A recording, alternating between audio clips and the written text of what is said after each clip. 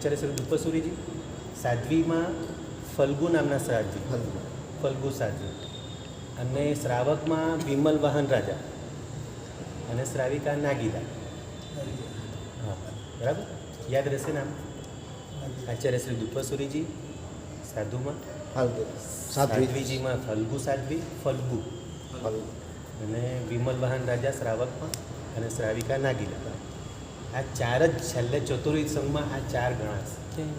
અને જો હવે આચાર્ય દુપસુરીની વિગત સમજી પાંચમા આરાના છેડે એટલે જ્યારે પાંચમો આરો પૂરો થવા આવશે ત્યારે આચાર્ય શ્રી દુપસુરી થશે, જેઓ 12 વર્ષ ગૃહસ્થપણામાં એટલે કે ઘરમાં ખાલી 12 વર્ષ 12મા વર્ષે દીક્ષા લેશે, 4 વર્ષ સાધુપણામાં, 4 વર્ષ આચાર્ય પદવીઓ એટલે મુનિ બને પહેલાં મુનિપણામાં 4 વર્ષ અને પછી આચાર્ય પદવી 4 વર્ષ એટલે 12 ને 4 ને 4 8 ને 12 20 અને આચાર્ય પદવી પાડી છઠની ઉગ્ર તપસ્યા કરનાર થશે. એટલે કે છઠને પારણે છઠ, જે ગૌતમ સ્વામી છઠને પારણે છઠ કરતા હતા એ રીતે છઠને પારણે છઠ કરનારા.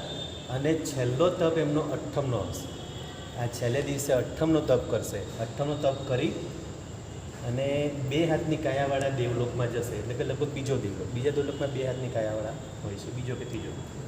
ત્યાંથી 4 ભવે મોક્ષે જશે. એટલે દેવલોકમાં જશે, પાછા મનુષ્ય થશે, પાછી દીક્ષા લેશે, પાછા દેવલોક જશે, પાછા મનુષ્ય થશે અને પછી